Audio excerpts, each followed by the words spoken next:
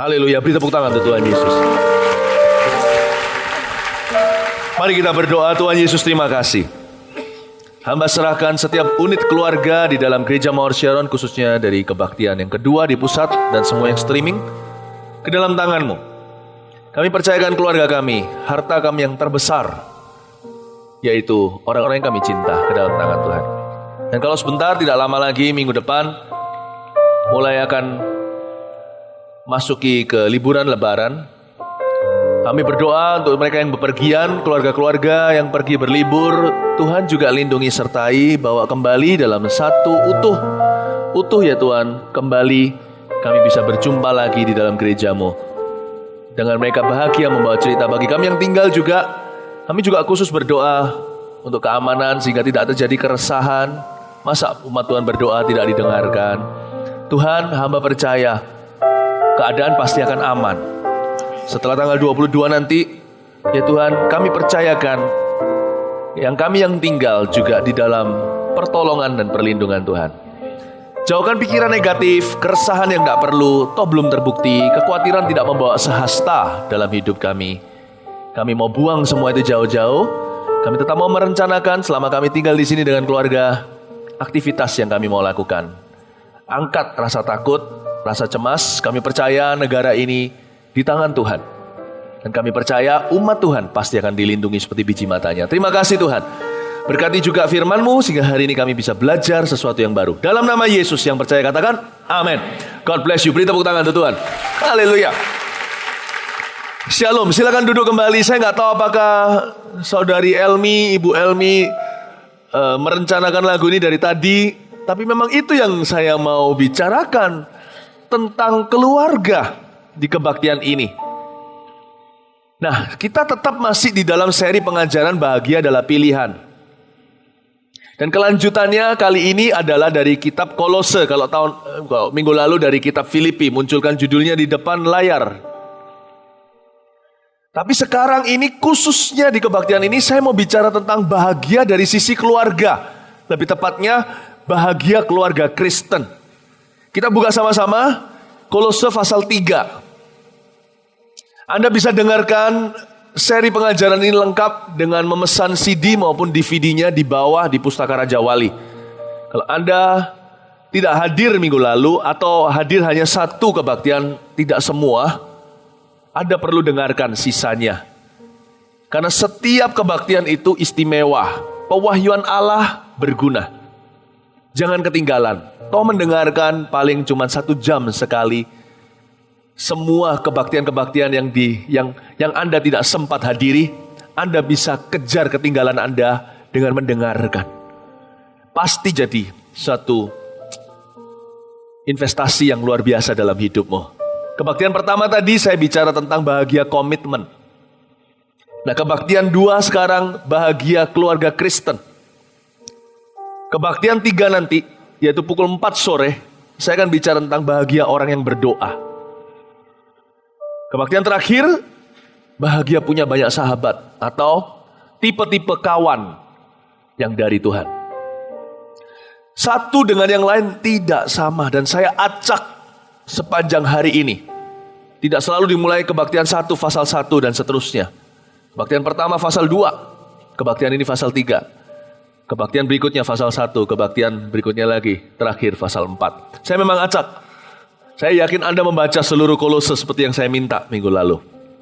Nah, sekarang kita ke kebaktian 3, bahagia keluarga Kristen. Saya tahu hari ini keluarga kita akan diberkati oleh Tuhan. Bersama keluargaku melayani Tuhan, bersatu selamanya mengasihi Engkau. Tiada yang dapat melebihi kasih-Mu ya Tuhan. Bagi kami Engkau segalanya. Tidak ada yang melebihi kasih di dalam keluarga. Tidak ada yang melebihi kebahagiaan dalam keluarga. Betul-betul orang yang punya keluarga yang bahagia tinggal di sorga di atas muka bumi. Tapi keluarga yang berantakan tinggal di dalam neraka di dalam dunia. Bahagia keluarga itu segalanya. Percayalah saya, ujung dari semua harta yang kita kejar dengan susah payah di dunia ini, tak ada artinya kalau keluarga kita kececeran kemana-mana. Karena itu bahagia, pilihlah kebahagiaan keluarga ini. Bangunlah bersama dengan Allah, Mazmur 127. Jikalau Tuhan yang membangun rumah, tidak sia-sia orang membangunnya. Ayo bangun bersama dengan Allah. Jangan bangun sendirian. Itu keluargamu, keluargaku. Jangan suruh dia yang bangun dong. Kita yang harus bangun. Tapi jangan bangun sendirian. Libatkan dia dalam segala perkara. Kalau dia turut membangun, baru gak sia-sia. Nah, saya akan baca sekarang dari Kolose pasal 3 ayat 5 langsung. Judulnya manusia baru. Apa hubungannya bahagia keluarga dengan manusia baru? Keluarga itu baru bahagia kalau di dalamnya minimal ada satu dulu manusia baru yang memperjuangkan kebahagiaan keluarga itu. Apalagi kalau Ciafu, seluruh keluarga sudah dalam Kristus. Wah, bahagianya itu luar biasa, masalah ada. Tapi rumah itu seperti dibangun di atas dasar yang teguh, tidak akan pernah roboh ketika diterpa badai taufan sekalipun. Ayat 5. Karena itu matikanlah dalam dirimu segala sesuatu yang duniawi. Saya senang kata ini, matikan. Jadi jangan cuma buat pingsan atau anestesi saja. Jangan bius sebagian, bius total. Bukan hanya bius total, bunuh. Bukan bunuh orang, bunuh kebiasaan, bunuh sifat ini. Matikan dalam dirimu, matikan di dalam dirimu segala sesuatu yang duniawi, yaitu percabulan, kenajisan, hawa nafsu, nafsu jahat, dan juga keserakahan. Yang sama, kata Allah, kata firman Tuhan, yang sama dengan penyembahan berhala, sama jahatnya, mendatangkan kutuk yang seimbang, yang setara.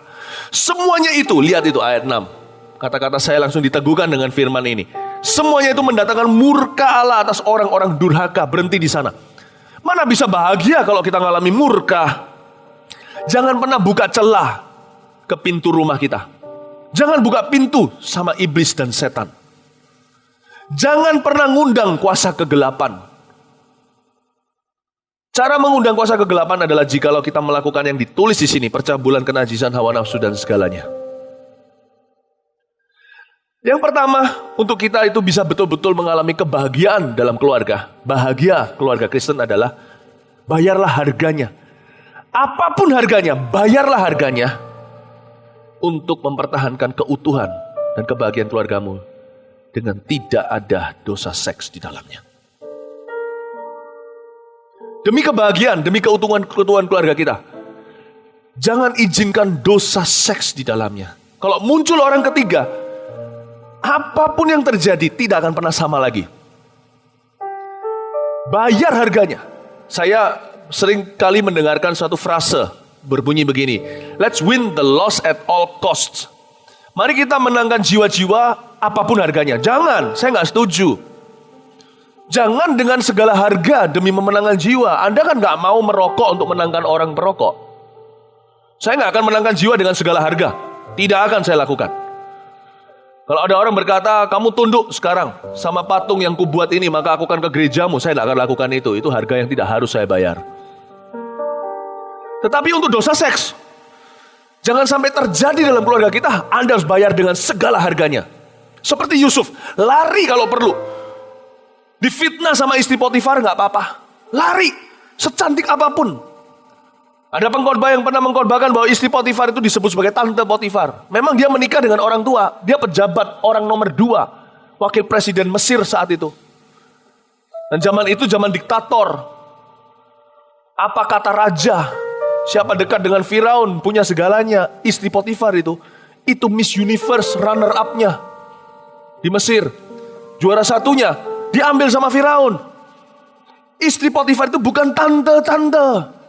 Itu cantik luar biasa. Seksi kata dunia. Yusuf lari. Meskipun mungkin secara daging anak muda ini mungkin kepingin. Dia lari. Dia membangun rumah tangganya sejak sebelum dia menikah. Makanya dikatakan di dalam ayat yang kita baru baca. Dari semua yang kita baca di ayat 5, itu semuanya seks. Coba baca lagi. Matikan dalam dirimu segala sesuatu yang duniawi. Percabulan, kenajisan, hawa nafsu, nafsu jahat, keserakahan. Semua ini definisi dosa seks. Ya, racun pertama yang harus dihindari dengan segala harga adalah dosa seks di dalam pernikahan. Jangan pernah lakukan.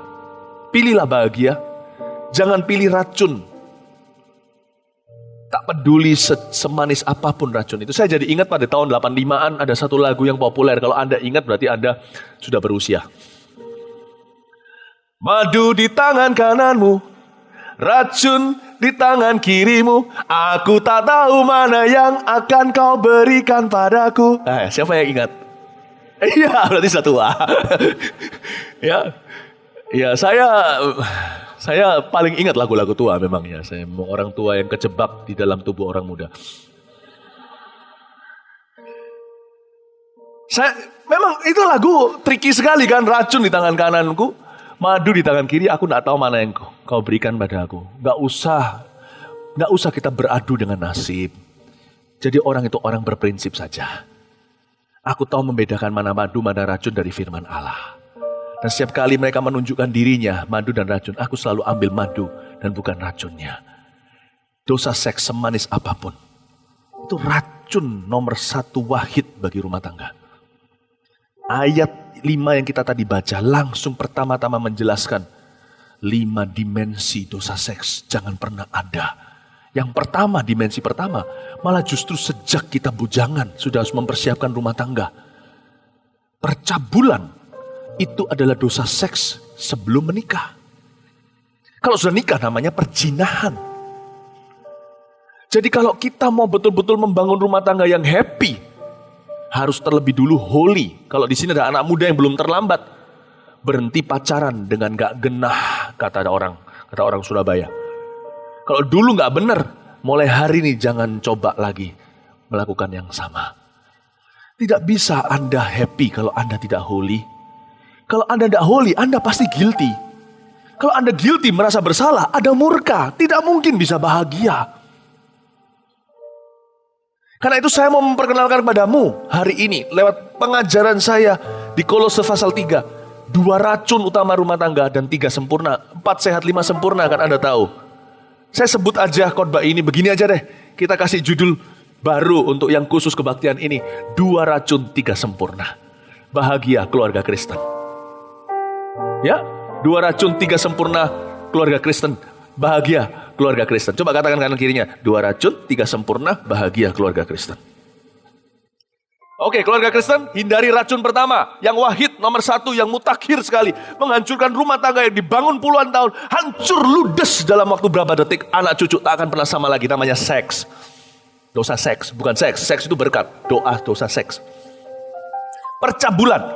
Jadi saya berikan solusi. Kalau kita mau betul-betul bahagia, kalau kita menikahnya karena sudah terjadi kejadian dulu sebelumnya, maka yang Anda perlu lakukan sekarang adalah betul-betul bertobat. Minta ampun sama Tuhan, toh nasi sudah jadi bubur. Minta ampun. Dan mulai hari ini, kalau Anda dulu sebelum menikah, pernah berbuat dosa percabulan dengan pasangan Anda yang sekarang, Anda perlu di ibadah ini minta ampun sama Tuhan Yesus. Kalau sudah pernah, gak usah minta ampun 2 kali. Lanjutkan hidupmu, jangan menoleh ke belakang. Amin Bapak Ibu Saudara. Kalau Anda yang belum telat masuk ke pernikahan, kalau Anda belum pacaran, sebelum pacaran pikir dulu. Kalau aku pacaran tidak boleh bermain-main. Aku harus sungguh-sungguh pacaran untuk menikah. Pacaran, kalau tidak ada pacaran kudus, tidak ada pernikahan kudus. Sekalipun lonceng perkawinan berbunyi, tidak mungkin ada. Percabulan jangan ada. Hormati ranjang pernikahan. Dan kalau Anda sudah pernah berbuat tidak benar sebelumnya, Anda belum menikah, berhenti berbuat dosa. Kayak Yesus bicara sama wanita yang tertangkap basah kena perzinahan, disuruh lempari batu menurut hukum Musa. Yesus menulis di tanah, lalu dia bangkit berdiri membela perempuan itu dan berkata, siapa yang tidak pernah berdosa lempari batu. Gak ada yang melemparinya, malah semua pergi meninggalkan wanita itu. Lalu Yesus menoleh kepada perempuan yang berzina itu dan berkata kepada dia, aku pun tidak menghukum kamu. Begitu baiknya Tuhan Yesus itu. Tapi dia berkata, mulai hari ini berhentilah berbuat dosa. Jangan lakukan lagi. Anda sedang bermain-main, Anda sedang menjual kebahagiaan Anda nanti di dalam pernikahan Anda. Amin Bapak Ibu Saudara. Lalu di sana kenajisan, percabulan, kenajisan. Kenajisan itu apa? Kenajisan itu bicara tentang kebiasaan baik orang yang kawin atau yang belum kawin untuk menjajah seks atau atau yang namanya kepelacur dan sebagainya. Nggak ada yang namanya pelacur tingkat tinggi. Saya sudah dengar berkali-kali di dalam masyarakat. Itu panggilan wanita, panggilan kelas tinggi. Nggak ada, semuanya kelasnya kelas dosa. Nggak ada kelas tinggi, kelas rendah. Siapa menjajah diri, dia jadi murah. Nggak ada pelacur tingkat tinggi, itu nggak ada. Dan saya sedih, saya tahu. Di gereja kita yang begitu besar ini, ada orang yang datang ibadah, tapi punya kehidupan ganda. Punya simpanan atau jadi simpanan orang lain. Berhenti lihat saya dosa itu. Anda tidak akan pernah bahagia. Upah dosa ialah maut. Udah jelas nasib Anda. Berhenti di tengah. Berhenti. Jangan menjajahkan diri demi satu tas bermerek. Dan jangan simpan wanita lain hanya karena Anda merasa Anda sukses. Kenapa? Dengan satu perempuan. Suksesmu itu tidak dari dirimu, dari Tuhan Yesusmu. Jangan jadiin berhala. Amin Bapak Ibu Saudara. Kenajisan itu bicara tentang itu. Hawa nafsu tidak harus berbuat seks. Hawa nafsu bisa terjadi lewat pembicaraan sesama pria. Kalau saya lagi fitness, saya pernah dengar om-om bicara tentang seks, padahal mereka semua sudah menikah. Ngomong tentang perempuan dan sebagainya. Bayangin, akhirnya saya berhenti dari tempat fitness itu. Mau tahu kenapa? Telinga saya nggak tahan. Hawa nafsu itu bisa bicara tentang gaya hidup, meluap-luap. Meskipun Anda belum berbuat. Hawa nafsu jahat. Nafsu jahat di sini adalah khusus bagi orang-orang yang suka merusak rumah tangga orang. Itu nafsu jahat. Jadi yang kayak gini-gini harus dihindari. Kalau orang sudah bercincin ya Bapak Ibu Saudara, hindari. Kalau orang sudah bercincin, cincin ini harus dihormati. Harus dihargai. Yang namanya ada cincin gitu Anda harus lihat, stay away. Jangan rusak rumah tangga orang lain. Amin Bapak Ibu Saudara. Kasihan sekali. Sesama rekan kerja, istri adalah housewife atau ibu rumah tangga. Lalu suatu hari kantor ajak makan bersama-sama. Istri diajak, semua pasangan diajak. Tapi karena akrab di kantor ya kan. Lalu tiba-tiba yang perempuan agak cantik gitu. Lalu ini suami Anda lagi makan sama-sama. Gimana kabarmu sayang? Perhatikan dong, jangan nafsu jahat. Itu orang bercincin, yang pakai cincin satunya itu ada di sebelahnya. Itu pikirannya gimana? Kita harus memperhatikan rumah tangga orang. Hormati ranjang pernikahan, sekalipun bukan ranjangmu, ranjang orang lain. Hormati mereka. Stay away. Jangan panggil yang sayang. Nanti dikira orang Madura. Stay away. Hormati itu. Nafsu jahat adalah orang-orang yang tidak peduli dengan cincin pernikahan. Stay away. Amin Bapak Ibu Saudara. Dan juga keserakahan. Keserakahan ini bicara tentang orang yang merasa gak cukup punya satu pasangan. Kok enaknya aku sukses begini kok cuma satu. Bapak Ibu Saudara, ini adalah racun pertama. Racun di tangan kiri. Jangan kau ambil semanis apapun itu. Mari kita lihat sekarang racun yang membocorkan kebahagiaan keluarga. Termasuk keluarga Kristen. Lebih dari kebocoran apapun juga. Malah justru kesusahan rumah tangga apapun juga bisa ditanggung. Kalau tidak ada dua racun ini, rumah tangga itu akan semakin kuat. Racun kedua adalah sekarang kita lihat ayat 7. Dahulu kamu juga melakukan hal-hal itu ketika kamu hidup di dalamnya. Tetapi sekarang, buanglah semuanya itu. Ini, yaitu marah, geram, kejahatan, fitnah, dan kata-kata kotor yang keluar dari mulutmu. Jangan lagi kamu saling mendustai, karena kamu telah menanggalkan manusia lama serta kelakuannya. Dan telah mengenakan manusia baru yang terus-menerus diperbaharui untuk memperoleh pengetahuan yang benar menurut gambar kaliknya. Dalam hal ini, tiada lagi orang Yunani atau orang Yahudi, orang bersunat atau orang tidak bersunat, orang barbar atau orang skit, budak atau orang merdeka. Tapi Kristus adalah semua dan di dalam segala sesuatu. Kembali dengan saya di ayat 8 dan 9, bunyinya demikian. Tetapi sekarang buanglah semuanya ini, yaitu, kita sekarang masuk ke kategori racun kedua. Racun pertama, dosa seks. Racun kedua, kita lihat setelah penjelasan berikutnya, yaitu marah, geram, kejahatan, fitnah, kata-kata kotor yang keluar dari mulut. Lalu ayat 9, kata-kata dusta. Racun kedua adalah dosa lidah. Tidak ada yang lebih menghancurkan pernikahan daripada dosa lidah suami dan istri. Kalau pertama racun pertama yang paling wahid adalah dosa seks. Orang ketiga, perselingkuhan. Ya, dan sebagainya. Ini jangan sampai ada. Ini bukan hanya mengurangi keharmonisan, tapi meretakkan hubungan rumah tangga. Bukan hanya vertikal, bukan hanya horizontal, tapi juga vertikal. Mentalitas anak-anak kita akan terpengaruhi semua. Tak akan pernah sama. Kado paling indah, warisan terbesar yang bisa kita berikan kepada anak cucu, bukanlah harta benda, tetapi pernikahan yang bahagia. Yang kedua adalah dosa lidah. Lihat, dosa lidah terdiri dari marah. Kata-kata amarah itu bahaya loh. Dasar kamu. Apakah definisi kata-kata amarah? Kata-kata emosi ketika diucapkan menyesal nanti. Ada baiknya diam. Silence is not golden, not always golden. Ada orang berkata diam itu emas, tergantung diamnya di mana. Kalau kita perlu memberitahu sama satu orang Injil yang menyelamatkan, orang itu membutuhkan, kita diam saja. Nah, itu namanya bukan silence is golden. Itu namanya nggak bertanggung jawab.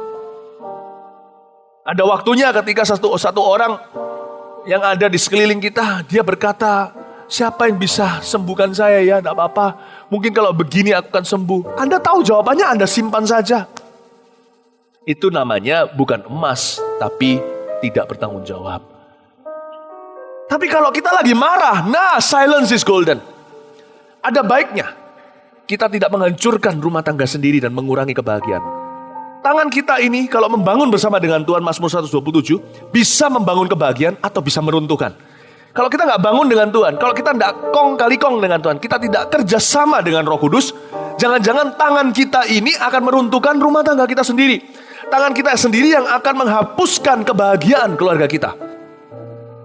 Ya kan? Kalau bukan Tuhan yang membangun rumah, sia-sialah. Kalau kita pakai tangan kekerasan, habislah kebahagiaan. Ketika marah, diam dulu. Mari kita buat komitmen, stay quiet. Is the most Christian, tindakan paling Kristen ketika marah adalah diam. Diam dulu. Kalau jangan sampai kita mengucapkan kata-kata yang akan kita sesali nanti, itulah yang disebut dengan marah. Lalu geram. Geram itu bahasa Jepangnya gemes. Tapi bukan gemes lucu, gemes rasanya. Geram. Ini sudah mulai main tangan ini. Ini bukan lagi marah, ini udah geram. Itu geram itu kalau anjing itu sudah bukan lagi wuf, wuf, tapi itu sudah lagi gigit. Makanya Paulus berkata, hati-hati supaya kamu jangan saling menggigit, supaya murka jangan turun atasmu. Ya, lihat geram, kejahatan. Kita mulai berbuat sesuatu yang jahat, kadang-kadang kita bisa kaget. Aku kok bisa gitu sama orang yang kucintai sendiri ya? Kok bisa jahat? Sebenarnya ya, langkah-langkahnya simple. Dari marah itu harus langsung ditindak. Jangan tunggu sampai berbuat jahat. Setan tahu gimana menggiring amarah kita menjadi besar. Lalu kata-kata kotor yang keluar dari mulut, apalagi dusta. Dosa lidah itu bahaya. Hati-hati Bapak Ibu Saudara. Hari-hari ini Roh Kudus berbicara pada gereja kita, jemaat kita. Sia-sialah ibadahmu setiap minggu datang ke kebaktian jam 10. Kalau pulang ke rumah, kau tidak bisa mengekang lidahmu. Yakobus berkata demikian. Sia-sialah ibadahmu. Ibadah yang sejati adalah mengekang lidah. Bukan hanya pergi ke yatim piatu dan para janda untuk menolong mereka dalam kesusahan mereka, tapi supaya kita sendiri tidak dicemari dengan pakaian dosa. Ibadah itu sia-sia kalau kita tidak mengekang lidah. Meskipun tidak ada yang sempurna.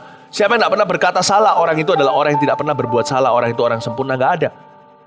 Tapi minimal, kalau kita tidak punya perkataan benar, jangan berkata salah. Simpan kata-katamu sendiri. Roh Kudus sedang berbicara kepada kita. Kalau saya khotbah begini, pasti ada maksud Allah. Pasti ada orang di sini sebelum datang ke sini tadi keluar kata-kata kotor. Roh Kudus itu selalu tepat waktu. Itulah sebabnya saya tidak pernah mempersiapkan khotbah saya dengan catatan gimana. Sebab orang bisa mengubah 1 menit sebelum masuk ke gereja berbuat sesuatu yang bodoh. Roh Kudus bisa bicara langsung lewat saya.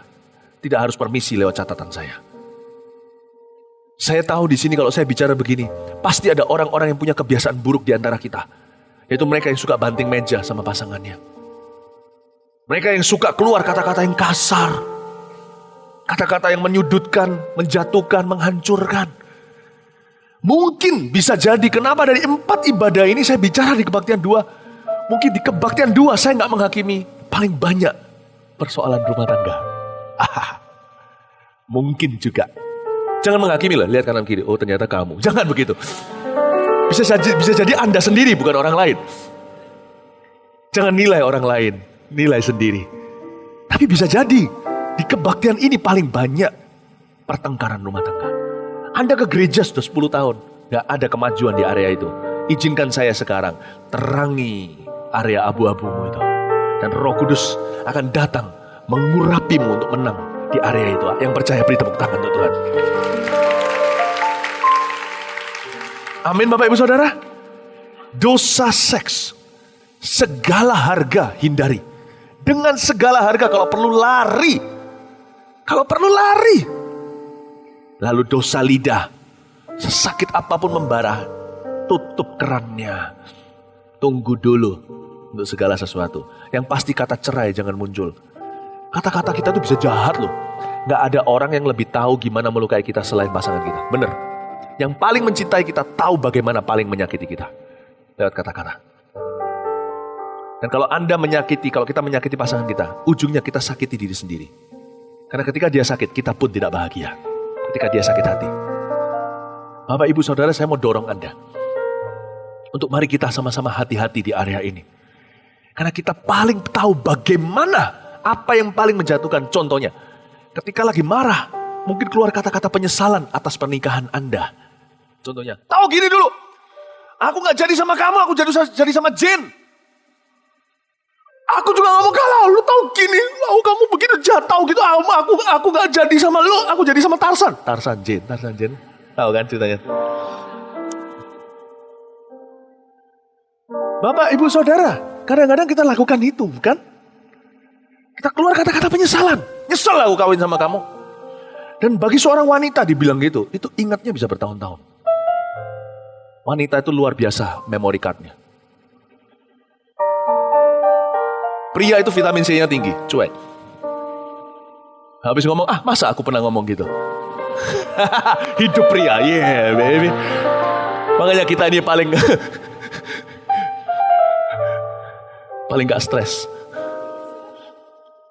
Gak stres, kita itu pria lebih gampang stres kerjaan. Hubungan kita lebih gak stres. Perempuan lebih stres hubungan. Karena itu kadang-kadang itu juga kelemahan. Kita bisa keluarkan kata-kata, melukai dia, lalu kita hit and run. Bapak, Ibu, Saudara, alangkah baiknya kalau pria-pria Kristen yang sudah diperbaharui belajar untuk ambil tanggung jawab di pundak untuk hubungan. Belajar untuk stres untuk hubungan, stres yang baik. Pikirkan dulu sebelum berkata-kata. Kalau ini nanti bisa melukai pasanganku tidak. Amin Bapak Ibu Saudara. Kadang-kadang kita keluar kata-kata penyesalan. Kadang-kadang kita singgung tentang bentuk tubuh yang berubah. Kamu dulu gitar, sekarang piano.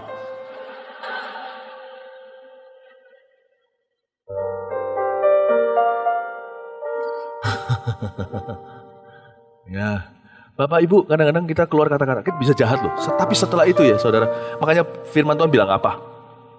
Kalau barang siapa berbuat baik sama pasangannya, berbuat baik pada dirinya sendiri. Soalnya ujungnya kalau pasangan kita sakit hati, yang sedih ya kita. Gitu. Yang gak bahagia ya kita. Hati-hati dengan bahasa lidah, yang bukan bahasa roh. Bahasa daging. Hati-hati dengan itu. Kadang-kadang di sini ya, mau konseling sampai kapanpun kalau Anda gak mau berubah cara berbicara, gak ada gunanya. Anda bisa konseling sama orang yang S3 di dalam konseling, di dalam psikologi. Anda bisa konseling sama orang yang paling diurapi. Gak ada gunanya. Anda harus mau berubah.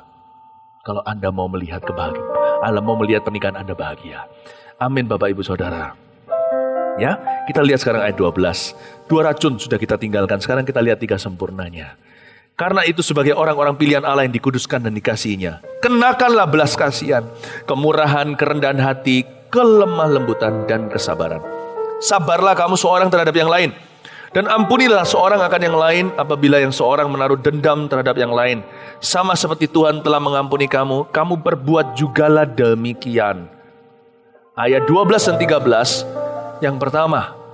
Saya gini loh cara baca Alkitab ini ya, nanti saya kasih 3 sempurnanya. Lalu di bawah nanti ada hubungan antara anggota-anggota rumah tangga, itu aplikasinya. Saya punya manual itu ada di buku ini. Setiap kali saya berhadapan dengan istri, anak, orang tua, bos atau atasan atau bawahan, saya selalu berkaca sama ini. Firman itu kaca luar biasa. Kalau kita terus berkaca, bercermin dengan ini, kita gak akan lupa wajah kita. Seperti kata Yakobus, orang yang mendengar firman saja, itu dengar lalu lupa. Nah, saya akan kasih Anda 3 sempurna ini. Dan Anda lihat dalam hubungan itu nanti aplikasinya. Anda bisa terus kaca dengan 3 sempurna ini. Apakah Anda sudah hidup sesuai firman-Nya? Hanya mereka yang hidup sesuai firman-lah, kata Mazmur 1, segala sesuatu diperbuatnya berhasil. Dia berbuah pada musimnya, tidak layu daunnya, alias pohon itu pohon yang segar dan bahagia. Oke, kita lihat yang pertama, kenakan belas kasihan, kemurahan, kerendahan hati, kelemah lembutan, dan kesabaran. Yang pertama 3 sempurna tadi bicara tentang sikap hati yang benar. Itulah sebabnya tiap pagi orang Kristen mesti saat teduh. Mesti cari Yesus. Mesti makan firman. Karena kita ini gak bisa isi bensin dari dalam diri sendiri. Bensin kita datang dari luar, dari firman Allah. Karena di dalam sini sifat Adam semua. Dari tubuhku dari atas kepala hingga bawah kaki ini. Semua kita modelnya lain-lain, warna juga beda-beda. Semua kita nih loh, lain-lain kan, tapi satu kesamaan kita, dari ujung atas sampai ujung bawah itu sudah jatuh. We are bankrupt, kita itu bangkrut tanpa firman. Itulah setiap hari saya makan firman. Supaya sifat saya yang muncul, sifat-sifat baru, bukan sifat lama. Sikap hati yang benar harus saya kenakan tiap pagi. Tuhan isi hatiku kembali, yang kemarin sudah kadaluarsa. Isi aku dengan kasih yang baru, belas kasihan. Isi aku dengan kemurahan. Tiap kali di hadirat Allah saya belajar rendah hati. Saya belajar lemah lembut dan belajar sabar. Dan sikap hati itu nanti, siapa bilang saat teduh itu sia-sia, buang-buang waktu. Tahu gini kan, ngapain buang 1 jam? Yesus berkata, tidak sanggupkah kamu berdoa barang 1 jam dengan aku? Ngapain? Time is money. Ada orang berkata, yes, time is money. But money doesn't care to come just because you invested so much time. Tapi money, uang, tidak akan datang hanya karena engkau mengorbankan waktu untuk mengejarnya. Bukan dengan melembur malam-malam Tuhan akan memberikan. Tuhan memberikan pada yang dikasihnya, Mazmur 127, pada waktu dia tidur. Dan tidak ada gunanya kita bangun pagi-pagi, melembur malam-malam, karena Allah memberikannya waktu kita berserah. Kenapa saya saat teduh? Kenapa saya doa 1 jam tiap pagi? Minimal tuh. Bukan karena saya pandai berdoa. Kadang-kadang terus terang daging saya memberontak ketika dalam doa itu. Tahu gini, kerjaanku banyak, numpuk. Apalagi kalau setelah pergi, pulang, di kantor kayak dikejar-kejar. Kerjaanku numpuk, deadline semua. Tapi saya tetap perlu, karena tanpa sikap hati yang benar, yang saya impor dari luar ke dalam, yaitu dari hadirat Allah yang saya cari tiap hari, saya tidak akan bisa becus mengerjakan semua tanggung jawab saya. Hubungan saya horizontal dipengaruhi terlebih dahulu dari apa yang saya terima secara vertikal. Jangan pernah remehkan doa pribadi. Tanpa itu, sia-sialah bangunanmu. Saya mau dorong Anda, jangan hanya jadi jemaat biasa. Bangun mesbah doamu tiap hari. Daripada saya sekarang kasih khotbah yang sifatnya memberi Anda ikan, mendingan saya ajari Anda gimana memancing. Kalau saya kasih Anda ikan hari ini, Anda makan, minggu depan Anda perlu khotbah baru. Kalau enggak gitu Anda mati. Tapi kalau Anda lakukan apa yang saya sampaikan, 3 minggu Anda tidak dengar khotbah, Anda tetap hidup. Tapi Anda akan kangen sekali dengar khotbah. Karena orang yang hidup rohaninya pasti haus dan lapar. Saya mau dorong Anda untuk punya sikap hati yang benar. Belas kasihan, kenakan. Jadi ini terapkan dalam keluarga Anda.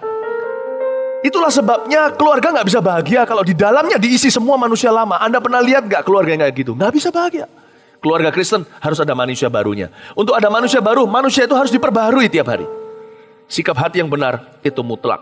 Yang kedua, ya, dan di atas semuanya itu kenakanlah kasih sebagai pengikat yang mempersatukan dan menyempurnakan. Hendaklah damai sejahtera Kristus memerintah dalam hatimu, karena untuk itulah kamu telah dipanggil menjadi satu tubuh, dan bersyukurlah. Salah satu hal yang akan diubah Tuhan dulu ketika kita mendekat kepadanya adalah cara pandang kita. Dari orang yang mengeluh, menit pertama ketika 60 menit telah berlalu, menit ke-60 kita berubah menjadi orang yang bersyukur. Itulah pengalaman saya saat teduh setiap hari. Cara pandang saya berubah. Sempurna yang kedua adalah cara pandang kasih. Ketika Yesus mengubah cara pandangmu, Anda akan melihat dari kacamata Yesus. Meskipun Yesus gak pakai kacamata. Anda akan memandang lewat sorotan matanya, dan sorotannya selalu kasih. Dan itu akan mengubah keluarga Anda. Jadi jangan pernah tuntut keluarga Anda untuk berubah. Saya pernah dapat pertanyaan seperti ini dari anak muda. Aku sudah buat baik sama papaku kok, orang tua aku. Tapi orang tua aku terus jahat sama aku harus gimana? Anda tidak bisa ubah orang tua Anda. 1001 orang sudah mencobanya gak bisa mengubah orang tua mereka. Anda mau berubah? Mau merubah keluarga Anda. Meskipun 1 senti per hari. Gak sampai 1 meter, 1 kilometer seperti yang Anda harapkan. 1 senti pun jadi. Gampang. Perubahan itu harus datang dari perubahanmu. Bukan Tuhan mengubah situasinya dulu. Tuhan ubah cara pandang kita. Tuhan tidak ubah keluarga kita dulu. Tuhan ubah cara pandang kita. Tuhan tidak akan mengubah suamimu dulu. Tuhan akan mengubah istrimu dulu. Tuhan akan mengubahmu. Itu adalah efek samping pertama. Yang merupakan efek utama ketika seseorang berjumpa dengan Allah tiap hari.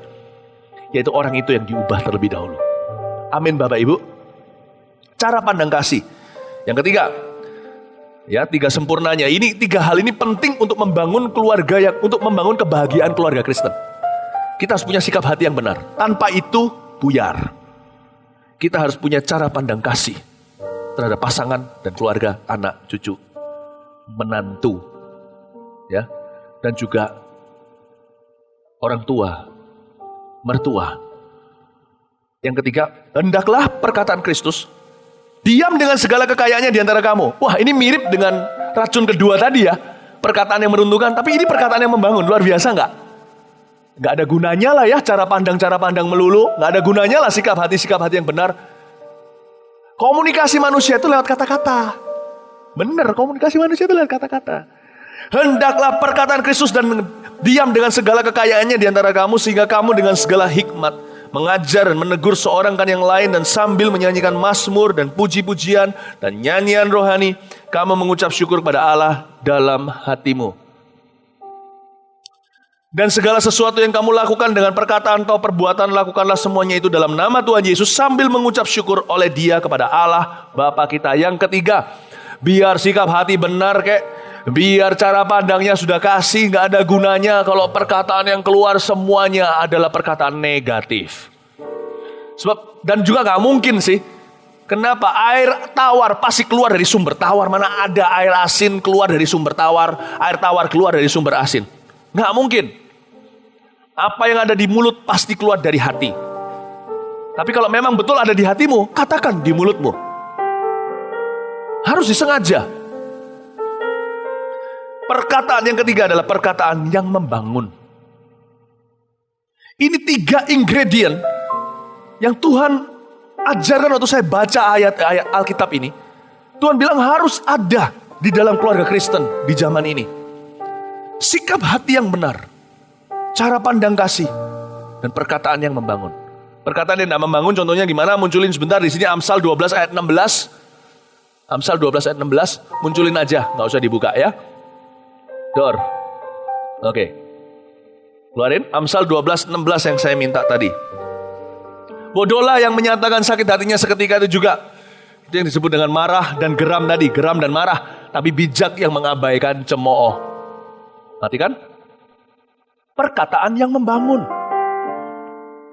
Perkataan yang membangun. Alkitab di sini bahkan katakan sampai bunyinya seperti perkataan yang kedengarannya seperti nyanyian. Mau tahu enggak perkataan seperti nyanyian? Tanya sama istri Anda. Lama kita tidak memuji dia kan? Kalau kita puji dia, kamu bagus, kamu hari ini pergi pesta nih, udah biasa. Ayo cepetan, ya kan? Kok telat? Jangan lupa, mungkin Anda mengeluh di depan. Ujungnya waktu pulang, jangan lupa loh, istri Anda itu dandan berapa jam? Beda cowok dan cewek di sini. Sekali lagi, kaum Adam kita jauh lebih berbahagia dalam hal ini. Kita ada pesta itu ya. Mereka dari pagi. Rambut sendiri. Make up sendiri. Kita sampai jam 3. Masih model belum mandi gak apa-apa. Yang cowok. Kita tinggal nyemplung ke bathtub. Keluar udah wangi. Sisir sedikit ke kanan ke kiri. Udah jadi. Mereka itu berapa jam? Jangan pernah anggap pelayanan itu free of charge. Dia kalau lakukan itu supaya nanti gak memalukan, dia juga sedikit banyak gak memalukan suaminya kan. Pastikan you save the best praise for last. Baby, save the last dance for me. Yeah. Ngomong sama dia. By the way, ya, ngomong satu di mobil mungkin, Mama cantik hari ini. Itu kedengaran seperti haleluya. Seperti lagu dan nyanyian, gak percaya, tanya mereka. Ada kata-kata yang dengernya kayak lagu dan nyanyian. Itu yang disebut dengan, jangan pernah heran kalau kita di sini. Aku gak bisa nyanyi, menyanyikan mazmur, puji-pujian, nyanyian rohani. Aku gak bisa nyanyi. Mulut kita itu penuh nyanyian tanpa kita mengalunkan nada. Contohnya, kalau kita bilang terima kasih sama seseorang ketika mereka butuh mendapatkannya. Itu kayak nyanyian. Ketika kita bilang puji Tuhan, itu membantu seluruh keluarga damai sejahtera. Coba bayangin. Ya, coba bayangin. Itu kalau pulang gereja, semua orang komentar. Contohnya pulang gereja nih, lagi pergi makan nih. Lalu semua diomelin. Keluarga ngomel. Ini kok gini, kurang ini. Lalu di sana tukang parkir nanti di restoran bertengkar segalanya. Anda gak usah nyelutuk, gak usah ngomong banyak-banyak. Puji Tuhan ya, hari ini kita bisa makan sama-sama. Itu kayak seperti disiram air dingin di tengah-tengah hawa yang panas. You wanna be a blessing? You don't have to preach. Keluarkan kata-kata positif. Tidak perlu Anda berkhotbah. Keluar kata-kata positif. Memang agak canggung pertama, tapi perlu buat keluarga. Anda cuma bilang sesuatu, semua akan diam. Anda lihat. Anda punya kuasa mengubah mood seluruh keluarga. Hanya lewat kata-kata biasa. Ada kata-kata merupakan nyanyian. Merupakan lagu. Tanpa ada melodi. Tanpa ada chord-chordnya. Tanpa ada musik mengiringinya. Itu yang disebut nyanyian rohani. Nyanyian rohani itu tidak bisa didengar dengan audio. Nyanyian rohani itu hanya bisa dirasakan di hati. Mulut beberapa orang itu kayak lagu. Beberapa orang mulutnya kayak pecut. Yang mana yang Anda? Bapak Ibu Saudara, buat komitmen. Sia-sia ibadah kita kalau kita tidak mengekang lidah. Mulai hari ini, jadikan mulutku pujian bagimu. Seorang yang lain sambil menyanyikan mazmur dan puji-pujian dan nyanyian rohani, kamu mengucap syukur kepada Allah dalam hatimu. Amin Bapak Ibu Saudara. Caranya begitu di dalam keluarga. Ada beberapa orang, keluarganya minta didoakan agar sejahtera, nggak bisa. Doa bisa mempercepat, begini maksud saya. Anda telah menggunakan waktu 7 tahun untuk melukai keluargamu. Dan itu semuanya dikredit loh ya. Itu kreditnya konsisten. Tiap hari, tiap minggu selalu ada kata-kata kasar yang menjatuhkan. Lah bagaimana tidak?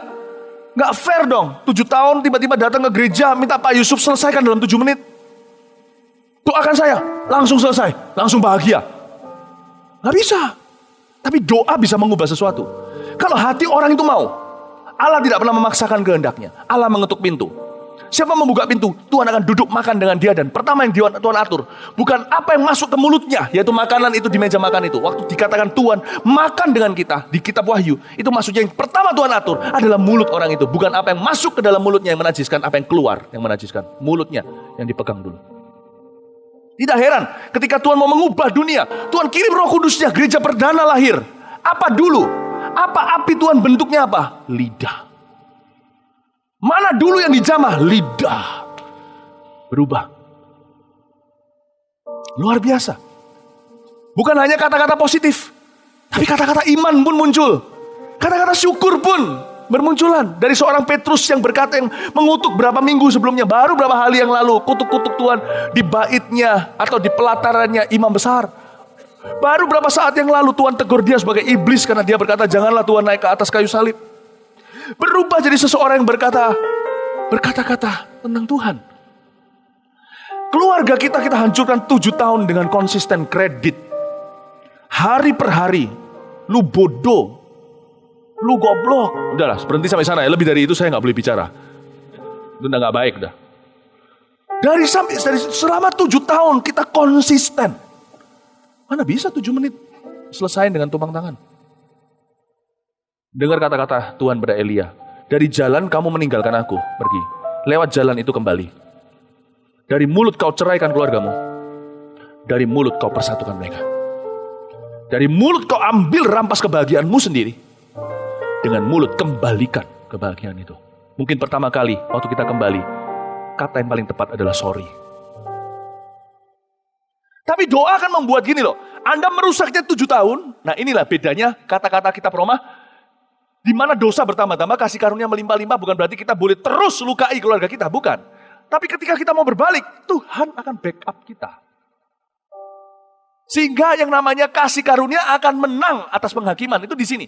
7 tahun Anda konsisten hancurkan keluargamu. Ketika Anda mau kembali, itu bisa kembali dalam 7 minggu. Tahun sama minggu itu enggak musuhnya. Enggak imbang. Saya pernah melihat bagaimana keluarga dijamah satu keluarga dalam gereja. Nangis, dipulihkan Tuhan luar biasa. Bukan berarti langsung jadi aman. Tapi seolah-olah 7 tahun luka hati itu. Dalam 7 minggu pulih. Mereka punya kebudayaan kerajaan sorga dalam rumah mereka. Kebudayaan yang baru. Kok bisa ya? Itu gak mungkin. Harusnya kalau 7 tahun dilukai. Minimal break evennya 7 tahun. Dia harus protoli. Harus harus satu persatu. Harus turunkan luka itu. Itu pun butuh 7 tahun. Dan biasanya kalau orang luka sudah berbunga-bunga. Ngerti maksud saya ya? 7 tahun itu bukan kembalinya 7 tahun. Itu bunganya sudah gak karuan. Itu sudah tumpuk-menumpuk. 70 tahun pun gak bisa pulih kalau bukan karena kuasa doa. Saya pernah lihat orang dilukai 7 minggu. 70 tahun kemudian tak pernah berbaikan dengan orang itu. Coba bayangin. Kalau bukan Tuhan gak bisa pulih. Karena bunganya numpuk-numpuk. Itu sudah luar biasa. Namanya luka hati itu gak bisa 7 diganti 7 itu gak bisa. 7 sama 70 aja gak garansi. Ini bisa 7 tahun, 7 minggu selesai. Punya kebudayaan baru. Itulah kuasa doa. Silakan, monggo, mari kami doakan. Tapi harus dimulai dengan pengetahuan yang benar. Bahwa dari mulutlah engkau lukai. Lewat mulutlah engkau kembali. Di mana tempatnya doa, di situ doa dibutuhkan. Di mana tempatnya perkataan, perkataan tak bisa digantikan dengan doa seruan ke sorga. Katakan kepada pasanganmu, katakan kepada anakmu, katakan kepada ayah, orang tuamu, apa yang selama ini kau tangguhkan dari mereka. Amin Bapak Ibu Saudara. Semoga ini bisa bukan hanya memotivasi, tapi mewahyukan sesuatu dalam diri orang-orang. Siapa yang harus membangun keluarga kita kebahagiaannya? Ya setiap kita sendiri yang harus membangunnya. Sekarang kita masuk ke aplikasi sedikit aja, lalu saya selesai. Anda diberkati Tuhan? Bener nih? Amin, amin. Hubungan antara anggota-anggota rumah tangga. Ayat 18. Hai istri-istri, tunduklah kepada suamimu. Sebagaimana seharusnya di dalam Tuhan. Saya senang sekali ini ya. Karena ini berarti kita yang dibela. Istri tunduklah kepada suami. Ya, suami-suami yang mau dibela begini, bilang dengan gagah perkasa, amin. Nggak mau ya sudah, nggak usah ditunduki ya. So istri-istri ya, tadi yang nggak bilang amin, nggak usah ditundukin ya. Suami-suami bilang amin. Ya. Ayo dong, suami-suami yang percaya firman ini memberkati Anda, istri-istri harus tunduk kepada dirimu, istrimu harus tunduk padamu, katakan amin. Ya gitu dong, puji Tuhan. Kasih tepuk tangan untuk Tuhan Yesus. Ini ya, kalau saya lihat istri-istri tunduk kepada suami, saya belajar untuk melihat contohnya aja dari 3 sempurna yang saya berikan. Yang kedua aja, cara pandang kasih. Suami itu ditunduki istri itu bukan sesuatu yang mudah. Apalagi zaman ini istri-istri pintar-pintar. Kadang-kadang ada juga yang istri lebih tinggi kedudukan sosial ekonominya. Atau pendidikan. Kalau Anda istri-istri tunduk pada suamimu, lakukan dengan mata cara pandang kasih. Cara pandang kasih. Jangan lihat kelemahan istri. Saya pernah sekali, cara pandang kasih itu gimana? Istri itu diambil dari rusuknya siapa? Bukan secara biologi loh. Biologi kita ikut papa mama. Darahnya suami istri pun tidak sama. Tapi secara supranatural, perjodohan itu dari Tuhan. Tuhan sudah tahu, entah gimana itu misterius. Tuhan sudah tahu nanti Anda akan menikah dengan siapa. Atau Anda yang, Tuhan sudah tahu. Oke, karena dia maha tahu, itu gak bisa disanggah. Jadi secara supranatural, istri itu ngambil sesuatu dari suami. Dia dari tulang rusuk, dan tulang rusuk itu ditutup dengan daging oleh Allah. Jadi wanita mengambil sesuatu kelebihan dari suaminya, yang dia nikahi.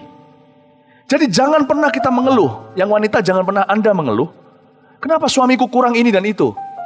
Kurangnya dia itu karena kau ambil jadi kelebihanmu.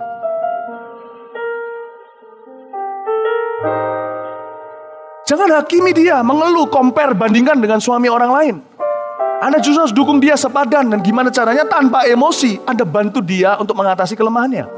Karena Anda yang punya jawabannya. Saya pernah sekali loh. Cuma sekali itu saya berhasil menjodohkan orang. Enggak sih, berapa kali sih yang saya pernah menjodohkan orang ya. Dan berhasil. Tapi kali itu saya berhasilnya, telak. Menurut saya sendiri kagum. Iya ya, kok bisa Tuhan kasih hikmat gitu. Begini, ada satu orang wanita senang, disenangi seorang pria. Pria itu agak gemuk. Wanita itu langsing, cantik, oke lah. Lalu habis itu mereka dikejar-kejar, tapi wanita itu masih mengharapkan menunggu yang lain. Kok nggak datang-datang? Wanita kan punya hak hari ini, apalagi zaman ini pilihan banyak. Yang mana dulu tergantung siapa? Nanti terakhir kalau nggak ada baru aku sama kamu. Kasihan loh pria digantung gitu. Apalagi yang digantung tuh agak besar tuh berat. Itu terjadi beneran. Saya kasihan sama cowoknya. Saya kadang kasihan sama cewek tergantung siapa yang lemah saat itu. Saya kasihan sama cowoknya. Saya beritahu sama perempuan itu. Saya beritahu, kamu tahu enggak? Dia harusnya nggak gemuk. Loh, kok bisa? Harusnya kamu yang gemuk. Iya, waktu Tuhan tahu itu. Kalau kamu gemuk, kamu nanti pasti bunuh diri. Dia ambil kegemukanmu. Harusnya kamu yang gemuk, kamu skamsia, enggak boleh menghakimi dia. Ternyata cuma kata-kata komentar gitu doang mengubah pikiran wanita ini. Ya memang dalam berguraunya kita, kalau kita memang sedang dituntun Tuhan, bisa jadi. Saya cuma bilang sama dia, mungkin Tuhan waktu menciptakan kamu, DNA-mu lebih gede. Tapi dia mungkin menawarkan diri sebagai baik. Aku aja yang gemuk. Betapa indahnya, harusnya kamu pertimbangkan dia loh. Kamu jangan cuma lihat bungkusnya. Isinya tuh emas. Nanti suatu hari kalau kamu sudah menikah, kamu tidak cuma lihat itu saja. Tidak cuma lihat badannya, dia tahu yang gak jelek. Saya beritahu, kamu tidak akan lihat. Asal ada chemistry, bolehlah. Tapi kalau kamu idealisme, tunggu yang Prince Charming. Gak akan datang-datang. Kalau datang pun, mungkin itu Prince Charming kelihatannya bagus. Tapi ujungnya pukuli kamu dalam pernikahan. Udahlah, tenang saja. Habis itu ternyata akhirnya mereka bersemi juga. Oh puji Tuhan. Ngomong kanan kirinya. Suami ngomong, aku jelek gini nih ya. Karena kamu loh. Ayo bilang, ayo ngaku. Haleluya, kasih tepuk tangan untuk Tuhan Yesus. Cara pandang kasih. Jangan lihat kelemahannya dia. Saya kasih contoh gimana bercermin. Saya ini sekarang ini lagi seminar ini, gak cuma kebaktian. Saya ajari Anda how I read the word. Saya gak kasih Anda ikan. Saya ajari Anda gimana caranya saya fly fishing. Mancing pelan-pelan, tarik ulur. Gimana? Saya ajari Anda. Saya nggak puas, saya bukan guest speaker, saya bukan pembicara tamu. Saya sebagai gembala, saya ajarkan, saya kepingin Anda bisa handle firman Allah. Amin Bapak Ibu Saudara. Saya kasih contoh gitu, contoh lagi sekarang. Mau lagi lanjut lagi nggak? Ya. Hai suami-suami, kasihilah istrimu, jangan berlaku kasar terhadap dia. Saya sudah katakan tadi berkali-kali dalam cerita. Ini kita bisa terapkan sempurna 2 dan sempurna 3. Cara pandang kasih. Suami juga sama. Jangan terus bilang istri kok cerewet begini dan begitu. Jangan begitu. Tuhan mengambil sebagian dalam dirimu yang Anda tidak bisa lihat. Istri Anda bisa lihat. Jangan merasa dia kepo. Dia bisa melihat sesuatu yang Anda kosong pandangan. Sebab hanya diisi daging. Rusuk dan daging bedanya apa? Rusuk itu tajam. Daging itu flappy. Anda nggak bisa lihat partner Anda itu akan merugikan Anda. Anda nggak bisa lihat orang itu ada niat jahat sama Anda dalam bisnis. Istri Anda berkata, aku nggak terlalu percaya sama si Agus itu. Nggak tahu kenapa, Agus itu nggak tahu aku. Setelah kamu bawa kepo gitu dan sebagainya. Nanti setelah itu, sungguh-sungguh ternyata Agus merugikanmu.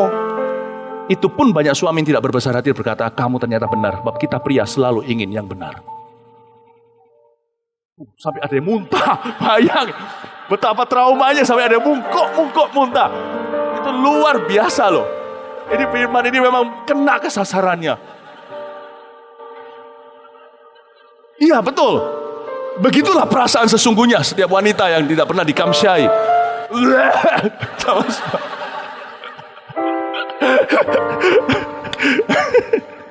Oh, are you enjoying yourself? Anda nikmati, amin. Haleluya. Pakai kata-kata yang paling, bukan menyanjung, menjilat. Buat apa? Sudah istri sendiri kan? Tapi pakai kata-kata yang membangun. Ingat loh ya, give, it will come back to you. Anda kasih, Anda itu akan kembali. Good measure, press down, shake it together, running over, give. It will come back to you. When you give to the Lord. Kalau Anda berkata sesuatu pada istri Anda, itu Anda berikan tuh jangan hemat. Kayak orang isi bensin itu loh, yang disebut memberi dengan takaran yang ditekan, digoncang-goncang, akan melimpah ruah kembali ke dalam lumbungmu. Itu artinya, kalau Anda mau bayangkan, seperti Anda lagi isi bensin, Anda mau keluar kota jarak panjang, Anda mau isi lebih banyak, Anda goyang-goyang mobil Anda. Bisa masuk lebih bukan? Kalau zaman kolot cara lama, ya kan? Kecuali kalau truk, goyanglah, ada yang goyang sendiri.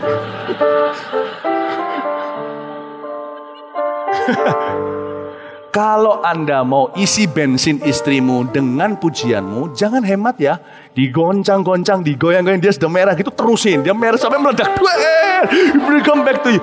Nanti Anda yang menuai kebaikan. Kebahagiaan keluarga, itu investasi. Bukan dari Tuhan, dari suami istri.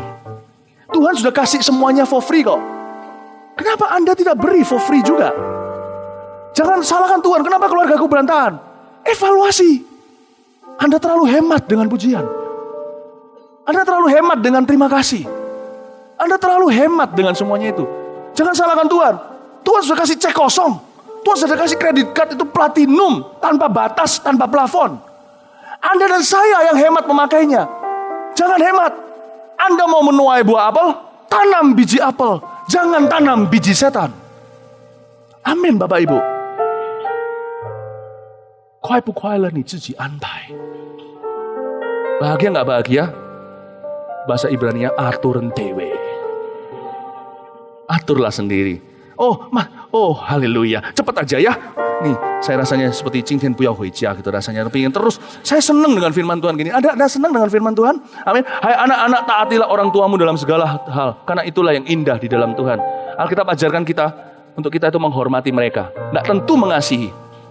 Gak tentu mengagumi. Karena Tuhan kasih taruh kue itu di rak yang paling rendah. Minimal tidak ada alasan untuk anak-anak kurang ajar sama orang tuanya.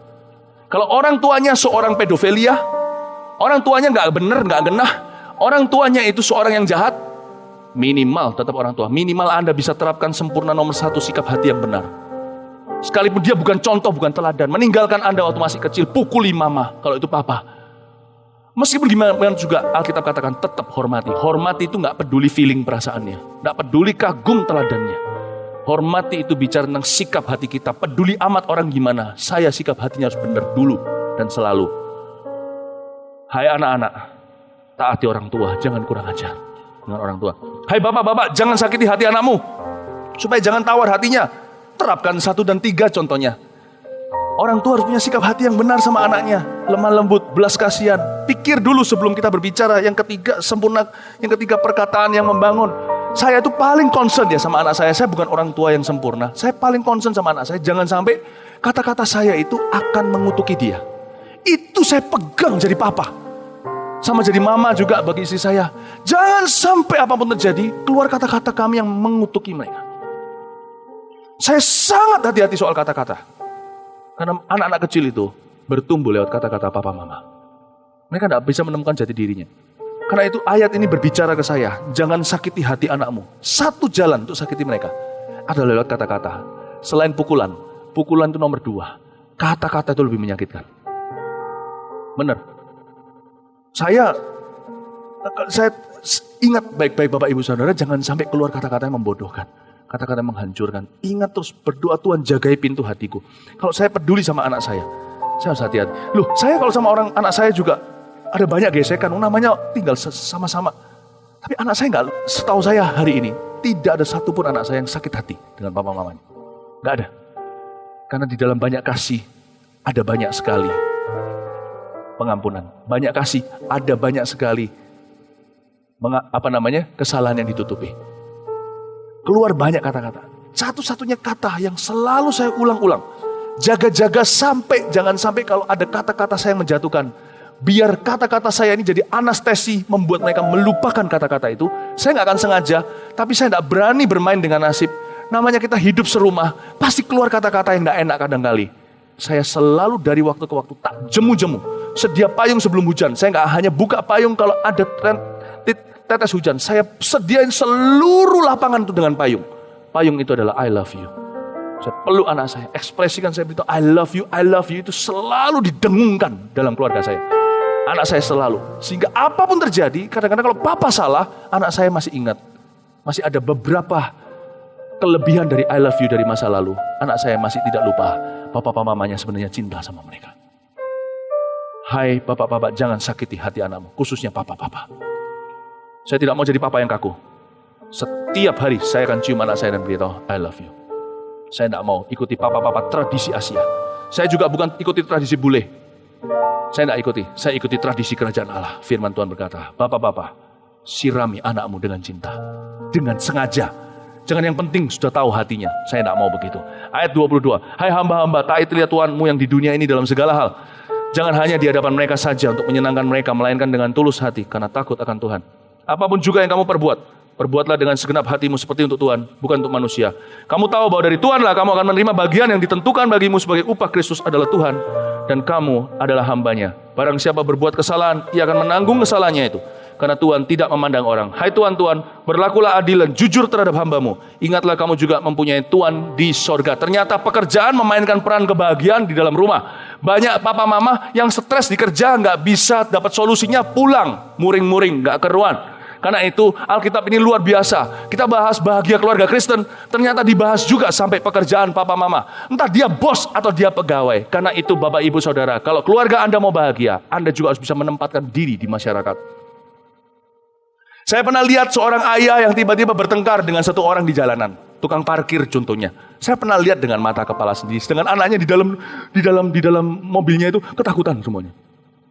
Sebahagia-bahagia keluargamu, kalau sekelilingnya itu tidak mendukung, juga tidak ada gunanya, kebahagiaan itu akan diambil. Karena itu Bapak Ibu Saudara, kalau Anda adalah bos, belajarlah untuk mawas diri. Jangan merasa kita berkuasa, sebab di zaman anak Anda, mungkin keadaan sudah berubah. Kalau memang cinta sama mereka, ciptakan dunia yang lebih baik untuk mereka. Saya hari ini belajar untuk menabur, simple. Anda boleh tiru, boleh enggak. Mungkin bagi Anda yang sudah memberi jauh lebih, apa yang saya lakukan tidak ada apa-apanya. Tapi ini kesaksian pribadi. Saya ajarin. Setiap kali Alkitab mengatakan kalau Anda punya sesuatu, Anda majikan, Anda harus punya cara pandang kasih kepada orang-orang yang ada di bawah Anda. Jangan hitungan uang kecil sama mereka. Saya sama pegawai-pegawai dan sebagainya, saya tidak hanya mau, kadang-kadang saya pikir gini loh, mereka itu kasihan. Mungkin bagi kita yang punya lebih banyak duit sedikit, kita punya kebebasan. Bagi mereka, uang kecil buat kita, itu mungkin uang transport mereka setiap hari. Yang berapa ribu saja bagi kita, kelihatannya nggak masalah. Udahlah, kalau kelihatan satu orang jual yang biasa-biasa, jangan ditawar. Nggak usah ditawar. Tawar sampai habis-habis. Kalau Anda ke China ya nggak apa-apa, ya kan? Karena memang di sana murah banget, lalu habis itu tinggi-tinggi. Tapi di sini sedikit-sedikit orang jual bipang ditawar. Nah, masa begitu? Satu di mana-mana loh sekarang di mall-mall itu semuanya lagi buy one get one go. Alamak, bipang, ya kan? Tolong beli saja. Dan kalau dia itu harganya 15.000, kasih 20, jangan kembali. 25% kasih dia. Belajar, kasih parkiran 3.000, kasih 4.000, jangan kembali. Anda gak akan jatuh miskin kok dengan membagi-bagi. Toh orang-orang itu bekerja, Anda bukan dirampok. Anggaplah itu uang aman. Saya kalau dirampok, saya beritahu sama Tuhan, setiap hari aku mengizinkanku dirampok kok. Aku gak mau dirampok lagi. Saya tidak boleh dirampok. Karena tiap hari saya membagi. Bapak, Ibu, Saudara, saya mau dorong pada Anda, kalau jadi bos, jangan lihat mereka kamu dapat gaji, ya sudah. Jangan pelit berkata terima kasih sama orangnya. Termasuk pembantu rumah tangga, jangan diperlakukan sebagai budak. Perlakukan mereka sebagai keluarga. Tentu tidak berlebihan. Duduk di sini, ikut makan segala, lama-lama jadi besar kepala nanti. Nanti bisa naik ke kepala padahal cuma dikasih hati. Tapi bisa ngerti balance-nya di mana. Kadang-kadang Anda perlu berkata terima kasih. Anggap kalau bicara sama mereka, lihat di mata. Jangan, sepatu, minum kemana?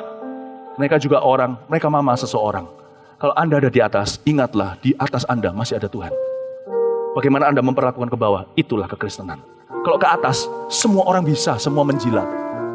Ke bawah itulah siapa Anda sesungguhnya. Seberapa Anda diubah oleh Roh Kudus itu kelihatan ke bawah. Amin Bapak Ibu Saudara. Nah kalau yang ke atas juga cara pandang kasih. Kalau Anda adalah seorang, saya yakin yang ketiga nggak terlalu perlu bagi pegawai. Nggak mungkin pegawai kalau dia nggak kepingin dipecat, nggak mungkin keluar kata-kata kasar. Kata-katanya pasti membangun sama bos. Ya bos, bagus loh. Bagus nggak? Saya baru beli baju. Bagus di dalam sini. Nggak masalah. Tapi cara pandang kasih Bapak Ibu Saudara. Ini yang biasanya masalah bagi pegawai atau yang ada di bawah. Anda bisa melihat. Jangan gigit tangan yang memberimu makan. Jangan jelekkan bosmu karena Anda tidak puas sesuatu. Mungkin Anda tidak puas, orang lain puas kok. Jangan jelekkan. Jangan lakukan itu kebodohan karir. Gak cuman itu, tapi coba bisa lihat dia enggak. Sekalipun bosku jahat. Apalagi kalau Anda orang Kristen. Saya bekerja untuk Tuhan. Oke, dengan ini saya selesai. Saya ke kamar mandi suatu hari di sebuah tempat. Lalu di sana ada cleaning service-nya. Di sebuah mall atau mana. Dan di situ ada tulisannya. Dan saya tahu dia orang Kristen karena namanya Yohanes. Kalau bukan Kristen pasti namanya Muhammad atau Saleh, Soleh ya kan? Nggak mungkin. Kalau Yohanes kita tahu itu pasti orang Kristen. Minimal mamanya orang Kristen kan? Nah kan saya kan ya udahlah semuanya kan di kamar mandi ngapain? Masa baca? Ya pipis ya kan? Udah pipis harus cuci tangan. Itu ada beberapa orang tuh ya cuci tangan terus gitu ya. Terus dia keluar. Nah saya ini kan barusan selesai. Saya giliran berikutnya mau cuci tangan keluar itu dia cek. Dia keluar dari pintu. Orang-orang keluarnya. Marah-marah, air kecipratan gitu loh. Dia harus bersihin lagi. Lah saya di sini kan jadi grogi. Saya cuci tangannya hati-hati. Sampai hari itu jin saya basah.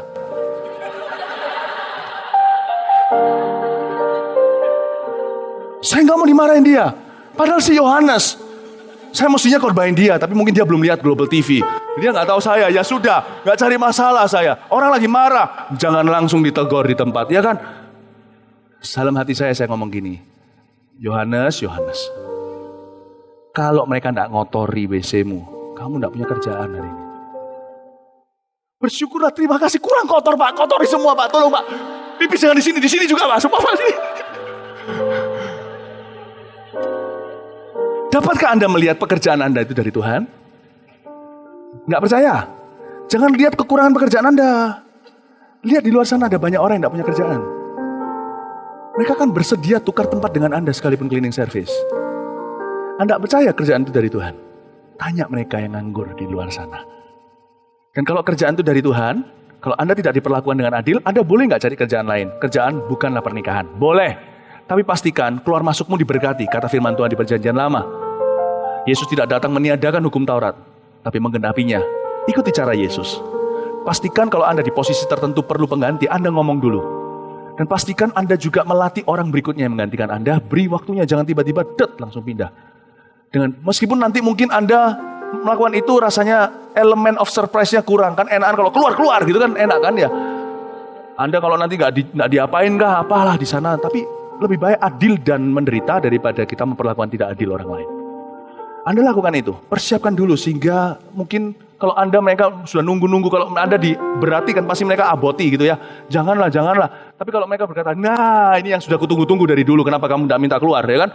Ya sudah, pokoknya intinya Anda sudah melakukan yang benar. Itu yang disebut dengan di atas ada yang membela kebenaran itu. Jadi saya sarankan, kalau Anda memang perlu pindah, karena Anda di sini mungkin gajinya kalau bukan karena muluk-muluk kepingin cepat kaya. Kalau memang Anda lihat ada ketidakadilan, Anda berhak kok, ini negara bebas. Tapi pastikan Anda punya kesaksian waktu keluar. Tapi juga jangan kita jadi bodoh, gegabah. Ada satu orang pernah datang ke saya.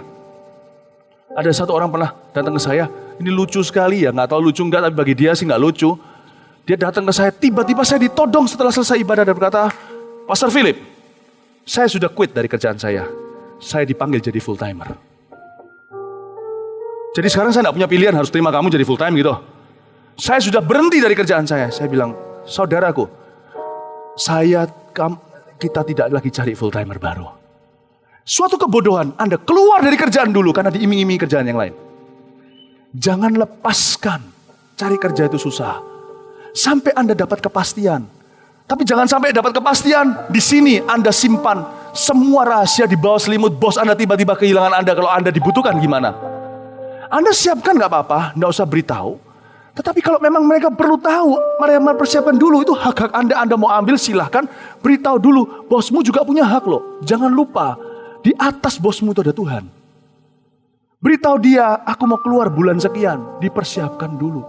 Dan jangan jadi orang yang bodoh, gegabah, lepas dulu, baru cari pekerjaan itu. Itulah resep kemiskinan. Orang cari kerjaan susah kok, yang sudah ada, potong bebek angsa dulu. Karena nanti ada anak angsa, minggu depan dikirim lewat ekspres. Jangan pernah percaya ekspres, janji-janji ekspres. Anda siapkan dulu, baru Anda di sana minta diri untuk keluar. Anda siapin dulu di sana. Tapi alangkah baiknya kalau Anda dapat pekerjaan yang sejahtera. Yang gini kan fair. Fair buat pekerja, fair buat bosnya. Diberitahu lebih dulu supaya ada persiapan. Saya bicara ini kepada dua belah pihak. Karena di dalam ibadah ini ada pegawai, juga ada bosnya. Karena itu mari kita membangun keluarga yang bahagia. Juga di dalam masyarakat menempatkan diri dengan benar. Amin Bapak Ibu Saudara. Amin. Kalau nanti kita ketemu di kamar mandi, jangan marah kalau saya ciprat sana sini. Haleluya, kasih tepuk tangan untuk Tuhan Yesus. Mari kita sama-sama bangkit berdiri. Praise the Lord. Oh, indahnya gereja Mawar Sharon di sini. Dari orang yang pengusaha besar, sedang, kecil ada di sini. Ya, dari orang-orang yang punya pabrik sampai yang paman becak juga ada di sini. Tapi kita semua dalam harmoni. We are one big family. Kita semua adalah keluarga besar. Dan di sini kita diajarkan bagaimana mengajar bahagia dengan tanggung jawab. Amin Bapak Ibu Saudara. Saya berdoa agar pekerjaan Anda semakin dipromosi. Agar pengusaha-pengusaha, bos-bos di sini punya pegawai-pegawai yang tetap. Yang takut akan Tuhan, yang tidak mencuri di belakang punggungmu. Orang-orang yang setia, yang punya cinta akan bidang usaha yang Anda geluti. Bukan hanya bekerja untuk Anda, punya loyalitas begitu loh. Tapi di sini kalau ada pegawai-pegawai, saya berdoa Anda mendapatkan pekerjaan yang sudah ada sekarang ini supaya semakin sejahtera, semakin dipromosikan. Kalau Anda memang layak dipromosikan, Tuhan akan tolong Anda. Dan juga kalau tidak, saya berdoa, jika di tempat Anda tidak dihargai, sekalipun Anda sudah melakukan segala yang Anda tahu, saya berdoa Allah membuka pintu. Kalau satu tempat tidak menghargaimu, asal surga menghargaimu, Tuhan akan buka pintu. Anda pasti akan berakhir di tempat di mana Anda seharusnya berada. Bukan di goa hideout, tapi di tahta. Anda pasti akan diangkat oleh Tuhan Yesus. Amin Bapak Ibu. Oh, saya berdoa juga supaya setiap suami dan istri betul-betul harmoni di tempat ini. Mari mulai hari ini 3 sempurna dijalankan. Buang 2 racun itu. Racun di tangan kananmu, madu di tangan kirimu. Jangan ambil racun itu semanis apapun juga. Mulai hari ini, milikilah sikap hati yang benar, cara pandang, kasih, dan perkataan yang membangun. Mari kita bangun keluarga kita dengan segenap hati. Dan saya percaya kebahagiaan itu bukan lagi sesuatu yang muluk-muluk, sesuatu yang bisa kita nikmati setiap hari. Haleluya. Bersama keluargaku melayani Tuhan, bersatu selamanya mengasihi Engkau. Dapat melebihi kasih-Mu ya Tuhan. Bagi kami Engkau segala. Bersama keluargaku, bersama keluargaku melayani Tuhan. Mari kita buat komitmen kepada Tuhan. Hanya mengasihi Engkau. Tiada yang dapat melebihi kasih-Mu ya Tuhan. Bagi kami, kalau yang suami istri bisa gandeng tangan pasangannya, yang datang dengan anak-anaknya bisa gandengan sama-sama, katakan bersama keluargaku melayani Tuhan, bersatu selamanya mengasihi Engkau. Tiada yang dapat melebihi kasih-Mu ya Tuhan.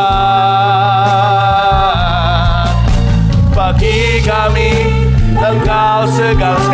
Sekali lagi bersama keluargaku, bersama keluargaku melayani Tuhan, bersatu selamanya mengasihi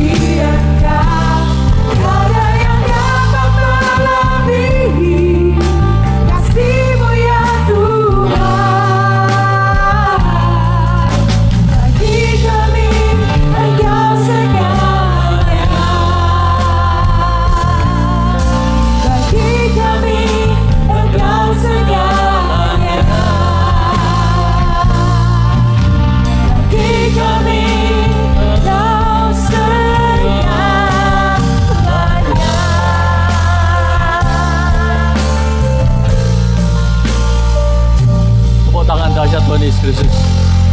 Sebelum kita akhiri ibadah ini, saya janjikan minggu lalu bagi saudara yang bulan ini berulang tahun pernikahan, wedding anniversary, bisa angkat tangan. Ya, ada? Ya, bulan Juli ya. Angkat tangan?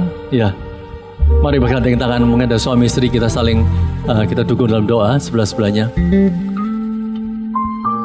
Tuhan, terima kasih kalau bulan Juli ini mereka boleh merayakan wedding anniversary mereka, dan biarlah kasih yang mula-mula selalu ada pada mereka, bisa saling menghargai satu lain, bisa terbuka, bisa menerapkan kasih yang daripadamu Tuhan, dengan mereka setia, saling mengampuni, saling mengasihi, dan tidak mementingkan diri sendiri. Mampukan apa yang menjadi masalah mereka, Engkau buka jalan, dan dengan mereka hidup rukun, maka akan berdampak, anak cucu akan perkasa di bumi, berdampak atas kesehatan mereka, berdampak atas pekerjaan mereka, berdampak atas kerohanian mereka. Urapi mereka, dan biarlah mereka pulang membawa suasana damai dan sukacita dalam keluarga mereka. Terima kasih Tuhan untuk pemberian-Mu, jadikan mereka baru. Mari saya minta sekali lagi suami istri bergandeng tangan, yang lain semua. Tuhan, kami berdoa untuk setiap keluarga yang sudah ada dalam rencana-Mu, dan apa yang menjadi rencana-Mu tidak pernah gagal, karena Tuhan berkati setiap rumah tangga, berkati setiap keluarga, untuk setiap suami dan istri, orang tua dan anak berfungsi sebagaimana ada dengan dasar kasih yang daripada-Mu. Mampukan Tuhan untuk mereka membangun bersama dengan Engkau suatu keluarga yang besar, keluarga yang harmonis, keluarga yang berkemenangan, keluarga yang berkelimpahan. Apapun masalah, sekali lagi Engkau buka jalan. Jamaah yang sakit Engkau sembuhkan pada siang hari ini. Berkati pekerjaan mereka, apapun dan mereka, berkati pelayan mereka, berkati juga studi mereka, dan apa yang mereka butuhkan, cerita boleh terlaksana bersama Engkau. Terima kasih Tuhan, sempat kalau mereka pada hari yang datang juga rencana berliburan, Engkau sertai, Engkau sudah sediakan segala biaya, segala fasilitas yang ada, dan mereka pulang membawa sukacita, perubahan daripada Engkau. Dan kami sertai kuasa dari Yesus, tindakan orang yang jahat untuk mencuri dan sebagainya, Engkau gagalkan di dalam nama Tuhan Yesus. Kalau sebentar kami pulang, kami mohon penyertaan-Mu di bersama masing-masing dan sejahtera. Sidang jemaat kasih Tuhan, angkat kedua tangan-Mu dan terimalah dengan sukacita rahmat, anugerah, kasih karunia dan damai sejahtera daripada Allah Bapa, Allah Putra, Allah Roh Kudus, yaitu Tuhan sendiri, Tuhan Yesus Kristus sendiri akan memimpin, membawa saudara kepada mujizat demi mujizat, kepada keberhasilan demi keberhasilan, kepada kemuliaan demi kemuliaan, mulai saat ini sampai Maranatha. Kata sama-sama, amin. Selamat siang, Tuhan Yesus memberkati.